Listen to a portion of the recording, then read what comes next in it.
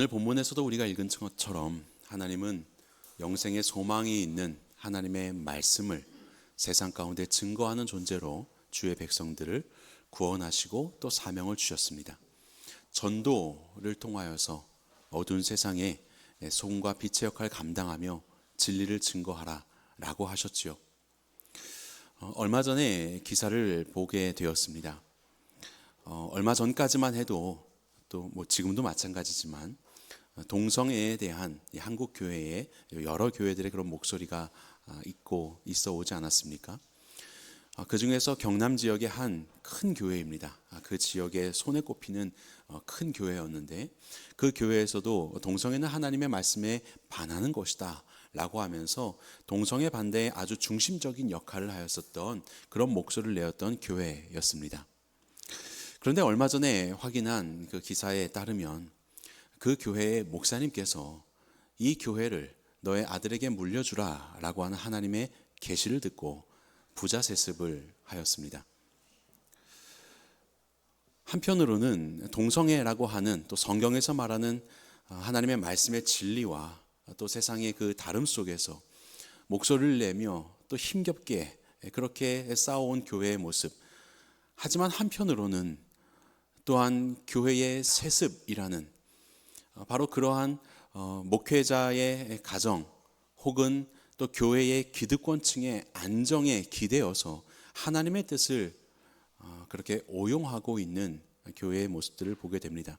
정말로 하나님이 그런 계시를, 그런 특별한 계시를 직통으로 그 목사님께 주셨는지는 잘 모르겠지만 어쨌든 이것은 오히려 하나님의 복음을 세상 가운데 드러내어야 하는 이 교회의 전도의 사명 가운데 큰 걸림돌이 되는 것이지요. 어떤 이가 말한 것처럼 우리가 하나님의 말씀을 아무리 말한다 한들 그것을 말하는 우리의 인격과 우리의 삶의 소리가 너무나도 커서 우리의 입술의 말을 다 뒤덮어버리는 것입니다. 진리의 말씀을 전하지만 우리의 삶은 그렇지 않으니 그 모습 속에서 무슨 하나님의 진리를 말할 수 있다는 말입니까? 로마서 말씀에 보면 죄에 대한 목록들이 쭉 등장을 합니다. 불의부터 시작하여서 무자비한 자라 많이 등장을 하죠. 이 죄에 대해서 여러분들은 어떻게 생각하십니까? 이렇게 읽다 보면 살인이라는 죄가 보이죠. 이 두째 줄의 첫 번째 살인. 야, 이건 진짜 죄지요. 어떻게 살인을 할 수 있습니까? 이렇게 하면 안 되지요 라고 우리는 목에 핏대를 세워가면서 힘차게 말할 수 있을 겁니다. 또 쭉 말하다 보면 뭐가 있을까요? 악을 도모하는 자. 야, 이것도 참 요새 여러 매체를 통해서 범죄의 도시들의 이야기들이 나오는데, 야, 그건 정말로 나쁘고 악한 것이다 라고 우리는 그렇게 힘차게 소리 높여서 말할 수 있겠지요.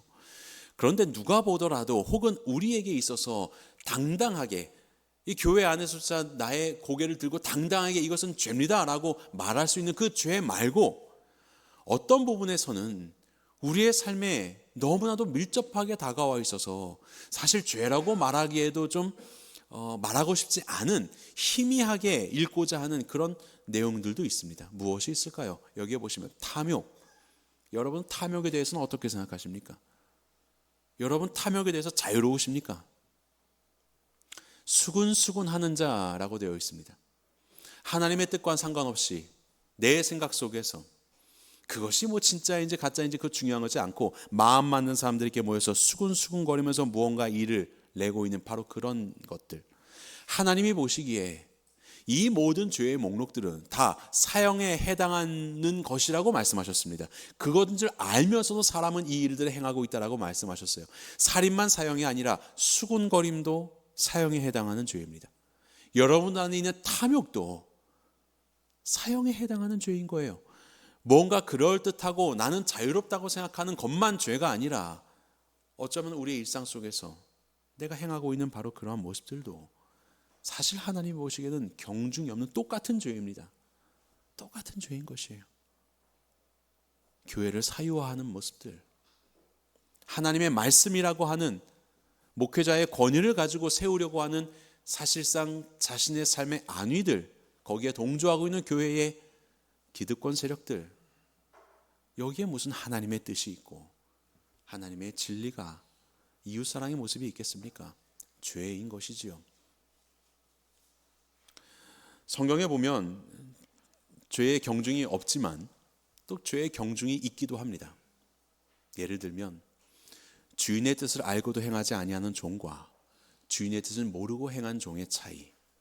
주인의 뜻을 알고도 행하지 않는 종은 더 큰 징계를 받을 것이라고 예수님은 말씀하셨습니다. 하나님의 뜻이 뭔지 알면서도 고의적으로 범죄하는 것, 그것은 무거운 죄다라고 말씀하신 거예요. 또 하나님은, 또 예수님은 그러셨죠. 고라신, 벳세다, 가버나움, 너희들에게는 화가 있을 것이다. 소돔에게 임한 그 심판보다도 너희에게는 더 중한 죄가 있고 너희는 그 심판을 받게 될 것이다 라고 그렇게 예수님은 말씀하시거든요. 벳세다, 고라신, 가버나움 무슨 동네입니까? 갈릴리에서 예수님이 기적과 은혜를 베풀었던 동네예요. 그런데 그들이 예수님을 여전히 부인하는 것입니다. 너희는 소돔보다도 더 악한 자다라고 말씀하시는 거예요. 소돔이 마지막 때에 너희보다 더 견딜 수 있을 것이다 라고 말씀하실 정도예요.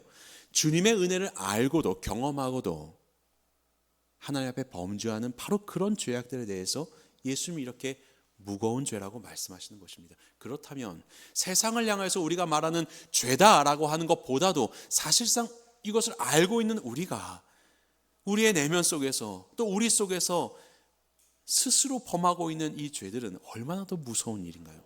얼마나 더 중한 책임을 가지고 있는 일인가요?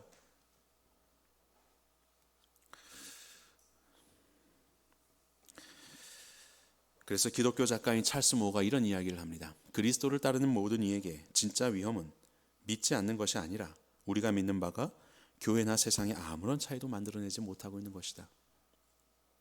그리스도인이지만 똑같은 겁니다. 이거 우리에게 익숙하지 않습니까? 교회나 세상이나 똑같아.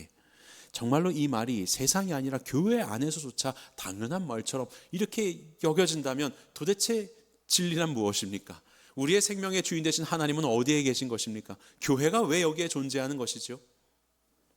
세상과 아무런 차이가 없이 살아가고 있는, 그래서 우리는 입술로는 진리를 말하지만 우리의 인격과 우리의 삶이 이 모든 것들을 덮어버리고 있는 오늘날의 현실을 우리는 살아가고 있는 건 아닙니까? 오늘 본문은 디도에게 보낸 바울의 편지입니다. 그리고 그 디도는 그레데 섬이라고 하는 곳에서 이제 교회를 세워야 하는 사명을 가지게 되었습니다. 그레데 섬은 여기에 지중해에 있는 요 섬입니다. 지중해의 많은 이 열강들의 틈 바구니 속에서 있는 그레데. 이 그레데는 무역이 발달한 그런 지역, 그런 섬이라고 이야기를 하죠. 그런데 오늘 본문에 보면 그레데에 대해서 이렇게 설명을 하는 것을 보게 됩니다. 12절이에요. 그레데인 중에 어떤 선지자가 말하되 그레데인들은 항상 거짓말쟁이며 항상 악한 짐승 배만 위하는 게으름뱅이 이 증언이 참되다. 거짓말쟁이의 역설이라는 말 아십니까? 논리학에서 거짓말쟁이의 역설. 내가 말하는 모든 말은 다 거짓말이야 라고 말했어요. 그럼 이게 맞는 말입니까? 참된 말입니까? 내가 말하는 모든 것은 거짓말이야 라고 자기의 진술에 자기가 들어가게 되면 그 말이 진짜라고 한다 그러면 그 말이 참이니까 거짓말이 아니게 되니까 이 말이 틀리게 되는 것이고, 그 말이 거짓이라고 말하게 되면 정말로 거짓말이야가 맞게 되니까 그 말이 진실이 되어버리니까 거짓이 아니니까 역시 이 말도 틀리게 되는 거고, 무슨 말인지 모르시겠죠. 이게 거짓말장의 역설이라는 것입니다. 그런데 이 논리학의 이 용어의 가장 오래된 기원이 바로 이 그레데 섬에 있는 사람들에 대한 이 말이에요. 이 말은 그레데 출신의 시인 에피메네시스라는 기원전 6세기에 살았던 사람이 했었던 말인데요. 그레데인 중에 어떤 선지자가 그레데 사람이에요. 에피메네시스가. 그 사람이 말하는 거예요. 그레데인들은 다 거짓말장이다 라고 말하는 거예요. 본인이 그 얘기를 하고 있는 겁니다. 정말로 그레데인들은 이와 같은 말이 있을 정도로 거짓말이 일상이었던 그런 사회였던 것 같습니다. 이 말이 참되다라고 하셨으니까. 아마도 그 열강들의 틈바구니 속에서 자원이 부족한 섬나라에서 어떻게 살아갈까요? 무역에 의존해야 되는 겁니다. 그러다 보니까 뭐 정직, 진실 이것이 중요한 것이 아니라 그때마다 변하는 상황 속에서 임기응변, 민첩한 언행, 뭐 이런 것들로 교묘한 술수들로 살아남는 것이 그들의 생존 전략이고 생존을 위한 꼭 필요한 열쇠 였다고 우리는 생각해 볼 수 있어요. 그러다 보니 거짓말이 그냥 일상이 되어버린 것입니다. 그것이 바로 이 그레데인들의 모습이라고 합니다.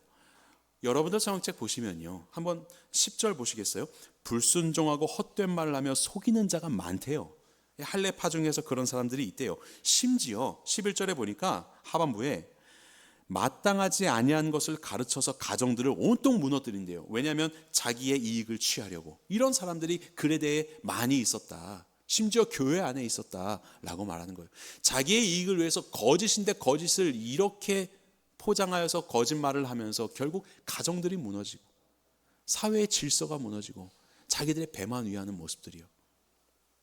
15절 보니까 깨끗한 자는 모든 것이 깨끗한데 더럽고 믿지 아니한 자들에게는 아무것도 깨끗한 것이 없어. 그들의 마음과 양심이 더럽다.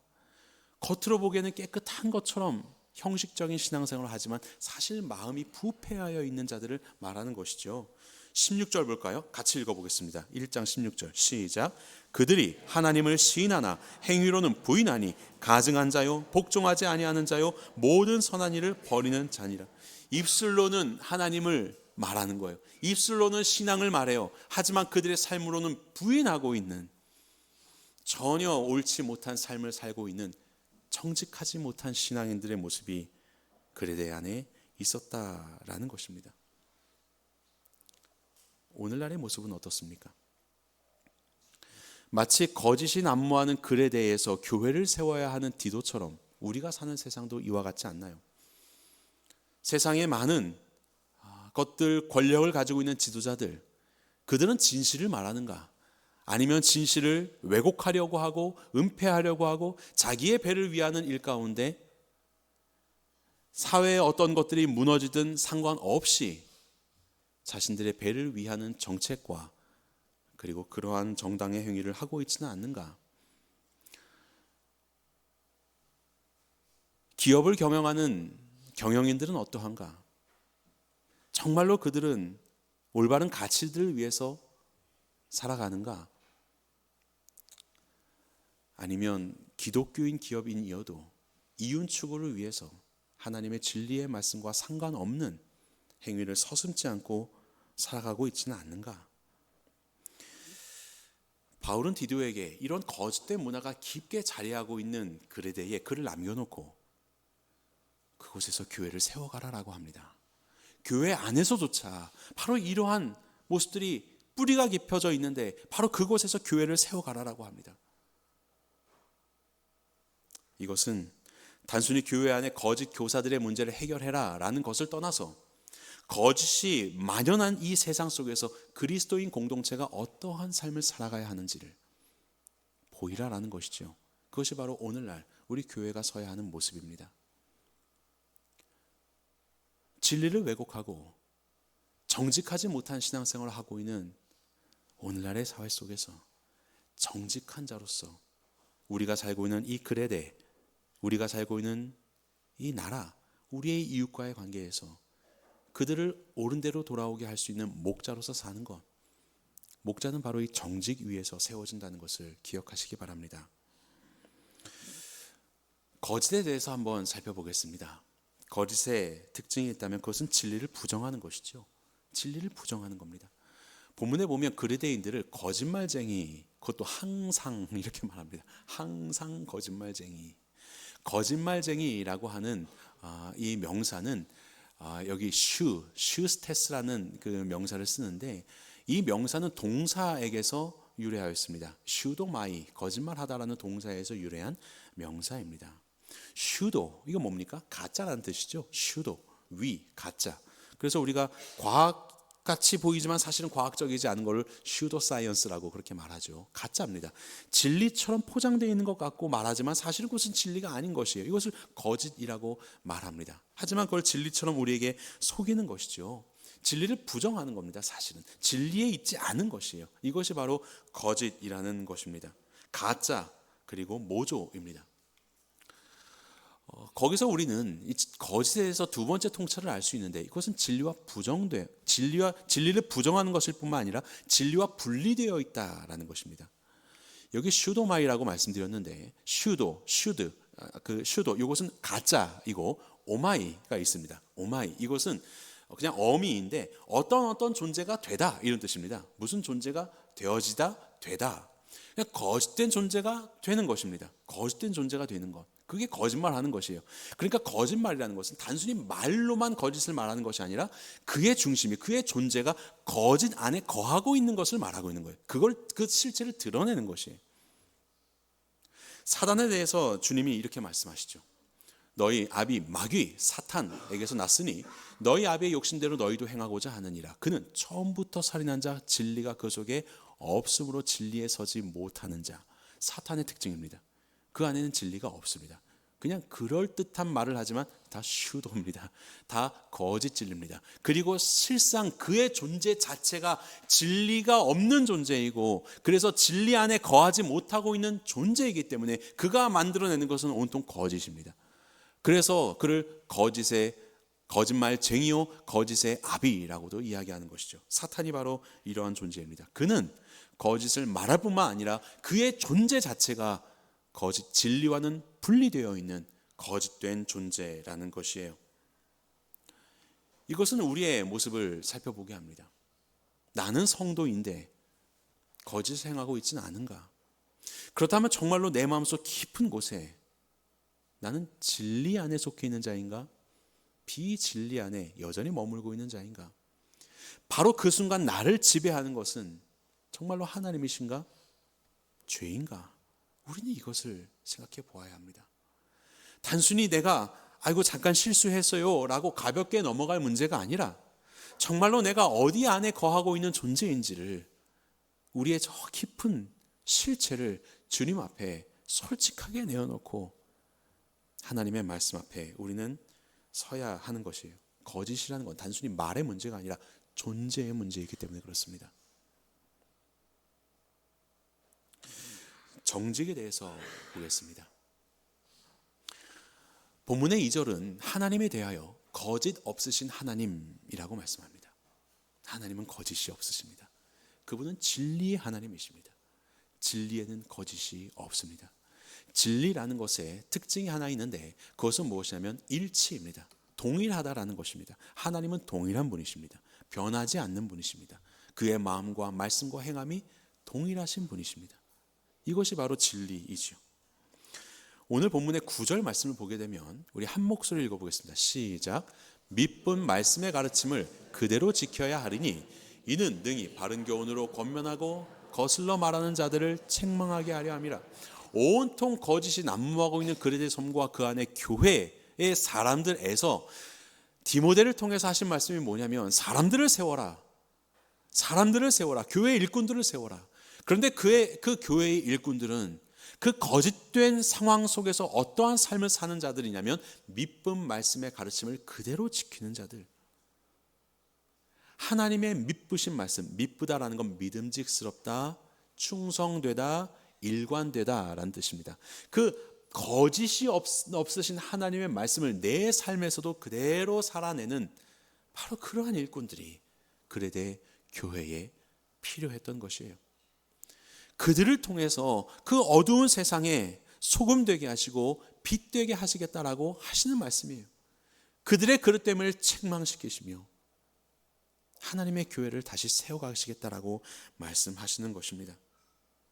성경은요, 우리의 언어 생활뿐 아니라 우리의 모든 행위와 우리의 존재가 하나님의 말씀과 일치하기를 명령하고 계십니다. 하나님의 말씀 안에서, 진리 안에서 그렇게 일치되며 살아가라고, 바로 그것을 충성이라고 말씀하시고 성실이라고 말씀하시며 성도의 진리 안에 사는 삶이라고 말씀하고 계시는 거예요. 그러면서 이 정직은요, 우리에게 한 가지 가치를 보여주게 됩니다. 그것은 무엇이냐면 정직하신 하나님, 거짓이 없으신 하나님을 우리의 삶 가운데 반영하며 살아가는 것이 그 하나님을 세상 가운데 보여주는 삶이 되는 것입니다. 우리 골로새서 말씀을 같이 읽어보겠습니다. 시작. 너희가 서로 거짓말을 하지 말라.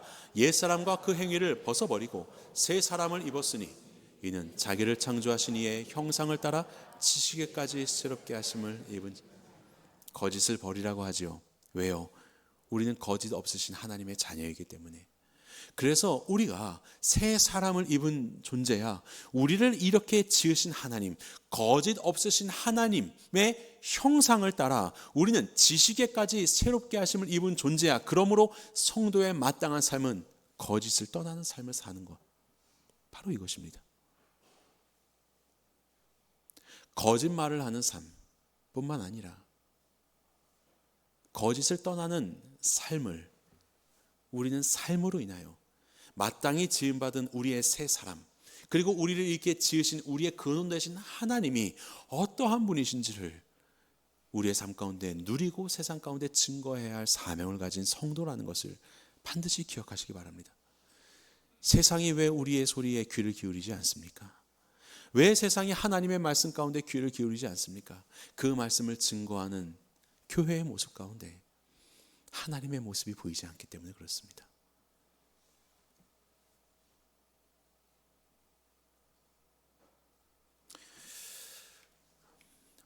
성경에는 디도가 종종 등장을 합니다. 고린도 후서에 보면 세 번역을 제가 가져왔어요. 우리는 주님 앞에서뿐 아니라 사람들 앞에서도 좋은 일을 바르게 하려고 합니다. 성도가 하나님으로 인해서 새 사람이 되었습니다. 그것은 단순히 내 존재의 변화를 위한 것뿐만이 아니라 우리가 살고 있는 이 세상을 향한 하나님 나라의 확장을 위해서도 우리를 변화시켰다는 사실을 기억하십시오.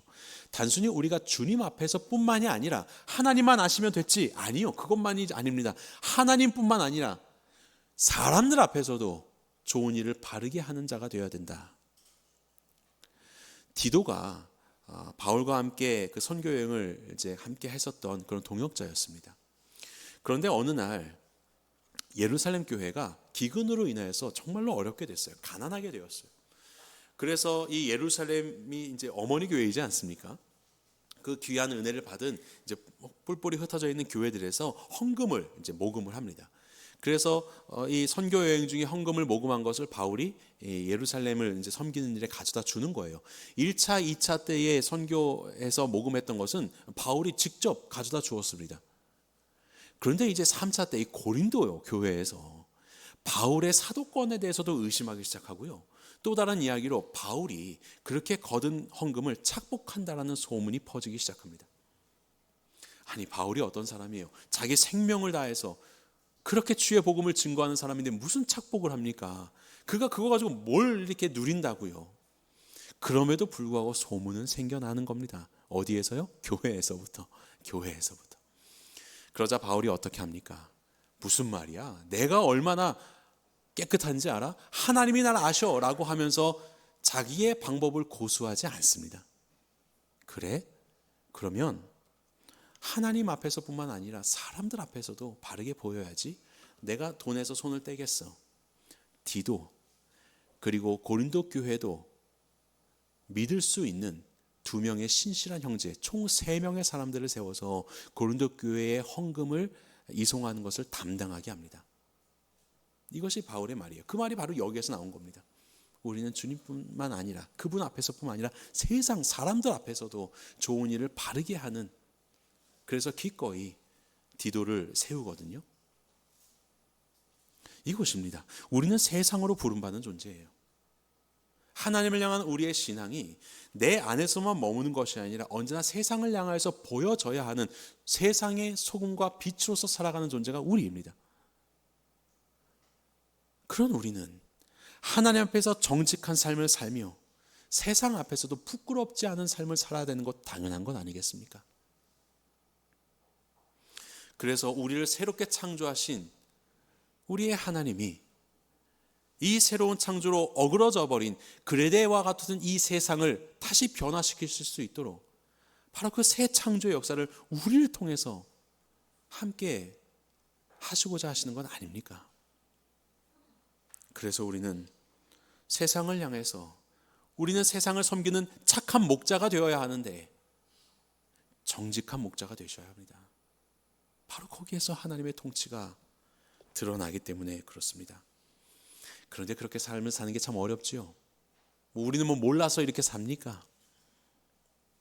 왜 우리는 이토록 알면서도 연약한 삶을 살아가고 있는 것인가요? 교회 사람들이 더하다, 참 부끄러운 고백이 너무나도 우리에게 일상이 되었습니다. 세상은요, 세상 사람들이 왜 살지요? 무엇을 위해서 살아갑니까? 그들의 삶의 흐름은 무엇입니까? 더 높이, 더 많이, 그리고 더 유명해지는 것, 그것이 세상 사람들의 모습입니다. 더 높이 가기 위해서 파벨탑 쌓는 건 아니겠습니까? 더 높이.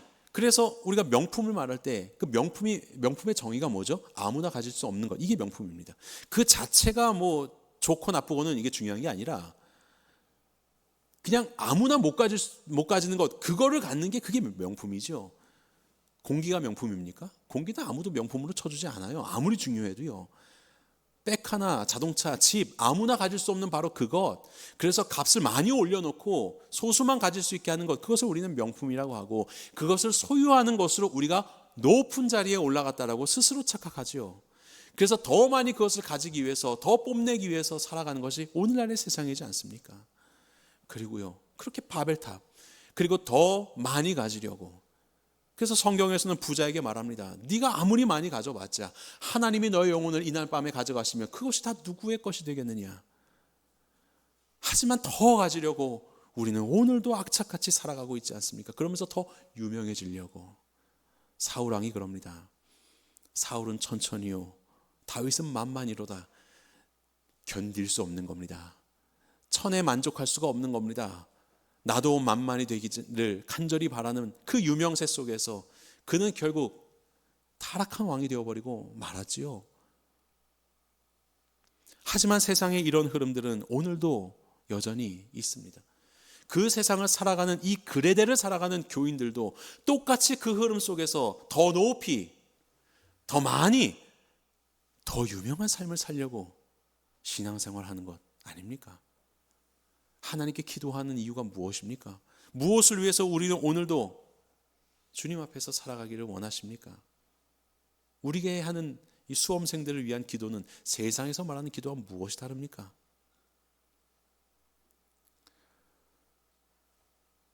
하나님은 우리에게 말씀하셨어요. 더 높이, 더 많이, 더 유명해가 너희가 갈 길이 아니야. 우리가 갈 길은 무엇입니까? 그럼 더 낮게? 더 밑으로? 더 적게? 더 안 유명하게? 아닙니다. 그것도 우리의 길 아닙니다. 하나님이 말씀하시는 우리 성도의 길, 마땅한 이 죄인들의 길은 무슨 길이냐면 돌아오라입니다. 돌아오라. 너희들이 가고 있는 바로 그러한 수많은 길들 속에서, 그럴듯한 길들 속에서 돌아오라고요. 회개하라고요. 우리를 지으신 하나님께로 돌아오라고요. 너희가 추구하고 있는 만족과 너희들의 이름을 내려놓고 하나님께로 돌아오라고요. 예수 그리스도께 나오고 십자가로 돌아오라고. 그것이 성경에서 말씀하시는 우리의 길이지 않습니까? 하나님 안에 돌아와서 그 안에 누림이 있을 때 참된 만족이 거기에 있는 것이죠. 탕자가 더 가지지 못하여서 그렇게 힘들게 살아가다가 돌아갑니다. 하지만 그 돌아가면 여전히 조금 더 높이, 조금 더 많이, 조금 더 유명해지는 삶을 조금이라도 살아보려고 아버지께로 돌아가지만 그는 돌아간 길에서 아버지의 심정을 만나죠. 이런 나를 사랑하시는 아버지의 심정을 만나자 그의 삶의 걸음은 바뀌는 것 아닙니까? 우리는 그것을 용서받은 탕자의 자세라고 말하지 않습니까? 하나님을 만나자 하나님을 향한 뜨거운 감사와 사랑이 내 안에서 솟아오게 되고, 내가 얼마나 부족한 죄인이었는지 용서받은 탕자의 깊은 회개와 겸손의 마음을 그 안에 갖게 되고, 이제는 나의 삶은 내 이름이 아니라 나를 이렇게 구원해 주신 아버지를 위해서 충성된 마음으로 불타는 헌신의 마음 품게 되는 게 탕자의 마음 아닙니까? 그것이 우리 성도들의 마음 아니겠습니까? 주님이 주시는 일들을 위하여서 세상 가운데 하나님의 새 창조를 이루고 하나님의 성품을 반영하는 삶을 통해서 저들이 주님을 만날 수 있도록 하고, 내 이름을 위해서가 아니라 살든지 죽든지 주의 이름이 내 안에서 영화롭게 되는 일을 위해서 살아가는 것, 바로 그것이 우리의 성도의 삶의 목적이지 않겠습니까? 하나님은 우리를 바로 이 삶으로 부르고 계세요. 그럼에도 불구하고 여전히 세상에 있는 그 흐름들이 우리 안에 그럴듯한 채워짐으로 여겨진다면 다시 우리는 무너질 수밖에 없는 겁니다. 영원한 소망은 아버지 하나님께밖에 없는 것인데요. 성도들이 그러한 삶을 살아가는 이유는 죄의 지배를 받기 때문입니다. 이것은 17세기의 영국의 청교도 학자인 존 오웬의 정리를 제가 여러분들과 함께 나누는 것으로 소개하려고 합니다. 죄의 지배를 받고 있는, 죄는 우리에게 속임과 강압으로 다가옵니다. 속이는 거예요. 그럴듯하게. 그것이 나에게 참된 만족을 줄 것인 양 속이는 겁니다. 그래서 선악과를 먹지 말라고 하셨는데 그거 먹으면 안 죽을 것이라고, 오히려 그것을 해서 우리의 눈이 밝아져서 우리가 지혜롭게 되고 하나님처럼 될 것이라고, 바로 그렇게 우리를 속이는 것이에요. 우리의 지식의 문제이죠. 잘못 알게 하는 것이에요. 그것은 그렇지 않은데 그럴듯하게 보여지는 것이에요. 그래서 그것을 취합니다. 거기에 영원한 만족이 있던가요? 여러분들이 취한 그 죄악된 모습들이 여러분들을 정말로 만족하게 하던가요? 아니요. 다시 우리는 허탈한 가운데 빠져요. 그런데 또다시 다가옵니다. 아니야, 이번엔 다를 거야. 그게 바로 마약입니다. 그것은 우리의 삶을 윤택하게 할 수 없어요. 하지만 계속해서 빠져들게 하는 그 속임, 그리고 강압으로 다가옵니다. 그것은 이제 점차 힘이 됩니다. 내가 거스를 수 없는 힘으로 다가와요. 스크루테이프의 편지라는 책이 있습니다. 스크루테이프의 편지는 선배 악마가 후배 악마한테 인간을 죄악으로 빠뜨리는 법을 잘 가르쳐주는 그런 책이에요. 그걸 읽어보시면 내가 이렇게 죄를 짓는구나 라는 걸 아실 텐데, 그때 한 이야기를 합니다. 인간을 죄에 빠지게 하는 거 그렇게 어렵지 않아. 그저 빛이 아닌 것만을 향하게 하면 돼. 빛이 아닌 것만을 향하게 하면 돼. 그게 뭐가 됐든 상관없어. 빛이 아닌 것만을 향하게 하면 돼. 그런데 한 걸음씩 한 걸음씩 가게 하는 거야. 그 길은 어렵지 않아. 그 길은 비탈 길도 아니고 경사도 없고 갈림길도 아니라 너무나도 평탄한 길이고 그냥 갈 수 있는 길로, 그렇게 빛만 아니게 되니까 빛만 아닌 그 길로 한 걸음씩만 인도하면 돼. 어느 순간 그는 완전한 죄악의 길에 빠지게 될 거야. 이게 바로 사탄의 전략입니다. 하나님의 말씀을 떠나게 하는 것. 그래서 우리를 하나님의 말씀이 아닌 것에도 생명이 있는 것처럼 거짓되게 속여서 한 걸음씩 가다 보면 더 이상 내가 제어할 수 없는, 마치 강물에 떠내려가는 뗏목처럼 그런 어떤 세상에 더 높아지고 더 많고 더 유명해지는 탐욕 속에서 휩쓸려서 살아가 버리는 우리의 존재로 우리를 만들어 버리는 것이죠. 이게 죄의 지배입니다. 너무나도 강력합니다. 우리는 속았음에도 또 속습니다. 그래서 오늘도 하나님의 성품과는 전혀 상관없는, 세상과 차이 없는 모습으로 살아가는 힘없는 그리스도인이 되어버렸지요. 여기에 대해서 은혜의 지배는 우리에게 이렇게 말합니다. 지성의 총명과 은혜의 능력입니다. 속임 가운데 머무는 것이 아니라 그 빛을 발견함으로 깨닫는 것입니다. 지성의 총명함으로 세상에서 말하는 그 거짓된 것들을 분별해내는 것입니다. 그리고 참된 진리의 말씀이신 하나님의 말씀을 따르는 것이, 그래서 전도를 말하는 거예요. 하나님의 말씀을 전하는 것입니다. 왜냐하면 영원한 영생의 소망이 하나님의 말씀 하면은 있으니까. 이것을 깨닫기 때문에 더 주의 말씀으로 나아가는 것이.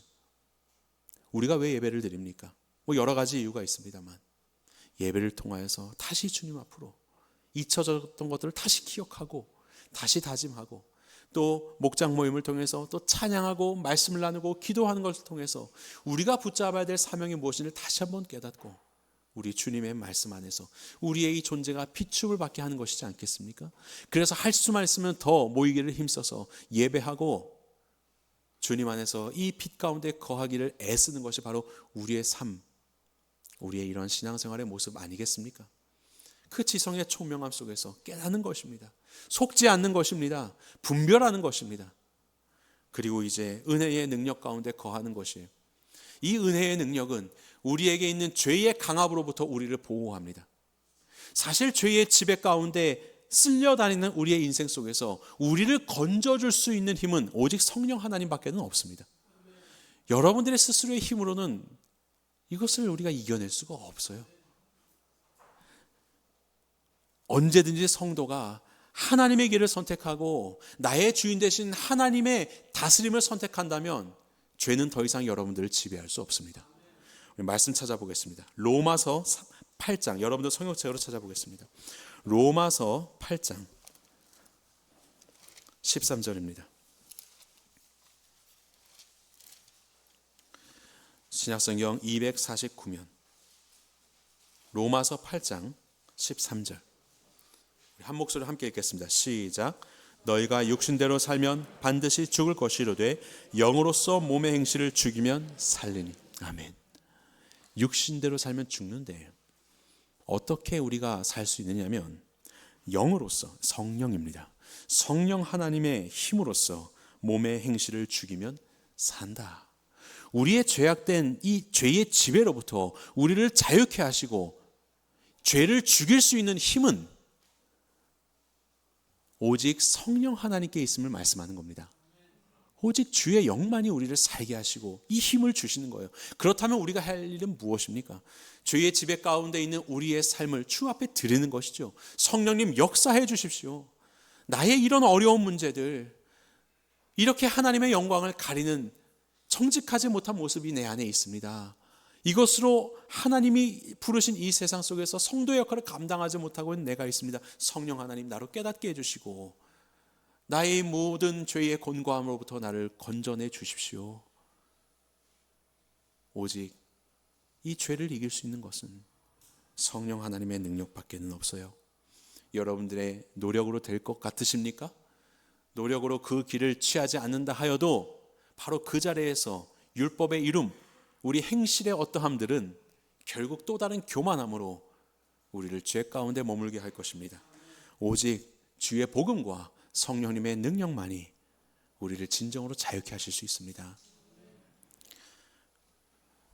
예수 그리스도를 묵상하는 것, 이것이 필요합니다. 성령님이 하시는 일은 주의 말씀과 그분의 일들을 우리에게 깨닫게 하시는 것이에요.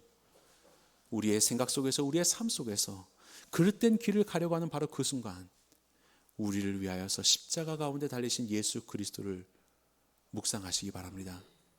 바로 그 죄로 인해서, 바로 그 거짓된 탐욕으로 인해서 여러분들의 그 속음과 여러분들의 바로 그 한 걸음을 위하여서 우리 예수님은 십자가에 달려 돌아가셨습니다. 바로 그 길을 다시 걸으려고 하는 우리의 우매한 걸음 속에 예수님은 두 팔을 벌려 십자가로 우리에게 말씀하시는 것이죠. 더 이상 이 길 가지 말라고. 내가 너에게 허락한 삶은 이런 삶이 아니라고. 지식에까지 새로움을 받은 새 창조된 너의 존재로서 하나님의 오르심을 누리고 세상 가운데 증거하는 삶을 살라고 그 거룩한 초청을 이루신 예수 그리스도의 십자가를 우리 가운데 보여주시는 것이죠. 이것이 바로 은혜의 능력입니다. 예수님을 의지하는 것, 주님을 묵상하는 것. 성령님, 우리로 주 앞에 머물게 하여 주옵소서. 이 은혜의 능력이 우리를 정직한 자의 삶으로 살아가게 할 것입니다. 오늘날은 죄만큼이나 하나님을 두려워하지 않는 시대가 되었습니다. 하지만 이 그레데선에 남겨둔 이 디도 단순히 교회를 잘 일구고 행정적으로 조직적으로 만들어 가라라는 것이 아니라 거짓이 일상이 된 세상 속에서 진리의 교회로 살라. 바로 그러한 사람이 되어라. 그런 사람을 세워라 라고 그런 사명으로 남겨두었지요. 오늘날 우리도 마찬가지입니다.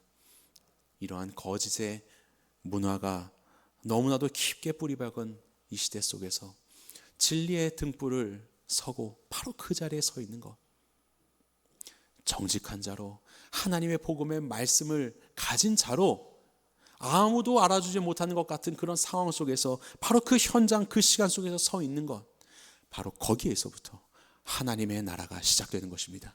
이 나라의 귀한 쓰임을 받으시는 주의 성도들 되시기를 예수님의 이름으로 간절히 축원합니다.